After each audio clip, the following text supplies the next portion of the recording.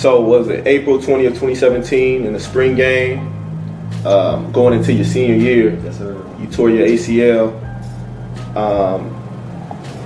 So like, when that happened, what was going through your mind initially?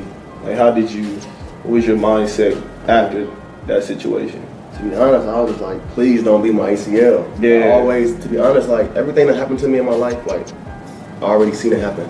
So before the spring game even happened, and like before like the season started, for some reason I just kept talking about, like I kept seeing like ACL injuries. I kept just seeing it.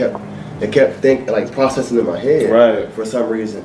And when I tore my knee, messed my knee up, I'm just like, please don't be my ACL. And then when he tore my ACL, I'm like, it's over. Wow. You know what I'm saying? My mom just was like, don't give up now. God ain't bring you this far to let you down now. And that's something that stuck with me throughout my whole recovery process. Mm-hmm. Just to let him take care of it. I'm right behind him. Just follow him, and just everything else gonna work out. Right.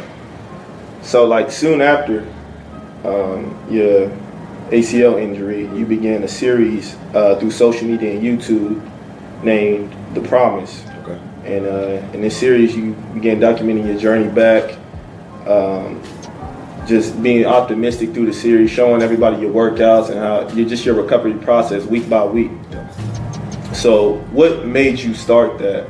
And do you feel that it was a calling for you to do that? To be honest, man, like the reason I did it is, first off, it's just like the promise. That's like the promise I made to my daughter. Right. I'm gonna make her happy. I'm gonna set the example on and off the field. You know, I made that promise to her when she came into this world. Like, I'm gonna be the best father I can be on and off the field, setting the example, just showing her like whatever you go through, you can get through. Yeah, for sure. You know, and then when it came to recording like my recovery process, that was more so just to motivate anybody that go through the same thing. It ain't even got to be sports related. It can be hard times in life or at your job. I've had people hit me up from so many different, different avenues when it came to their adverse times, and it motivated them. So for me to be able to motivate somebody, showing them what I went through, or showing them the mindset it takes, and showing them how you got to approach it, I feel like that was very helpful and beneficial, and I'm all about helping people. It's bigger than me. I'm pretty sure you can relate having a son yourself. So. Yeah, most definitely. And I always feel like, because I got a blog as well, where I just kind of just show people the life I live overseas, whatever. Yeah. I feel like almost if God gives a calling to certain people to be vessels, as far as like, look, I'm going to share my experience with you. Yeah. And then the people just gravitate toward it. But some people are too afraid to put themselves out there in that manner. Mm-hmm. And then there's other people who could just say, you know what, I'm gonna be vulnerable. I'm gonna throw myself out there. Right. Let's see what happens. Yeah.